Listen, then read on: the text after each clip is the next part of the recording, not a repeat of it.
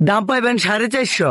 শার্টটা দেখছেন মেয়া, শার্টটা বাজারের মধ্যে ওয়ান পিস, তুমি যদি নেও তো 2990 টাকা রাখা যাবো ভাই। 450 উপরে আমি পারতাম না ভাই। না ভাই, এইটাতে হইতো না, কম হইতো না ভাই। তে আর কি করা ভাই, শার্ট নিয়ে যাতাম না, রেখে দিন।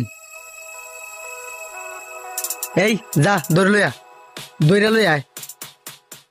এক্সকিউজ মি ব্রাদার, ডাকে আপনাকে। ডাকতেছে? হ্যাঁ ভাই।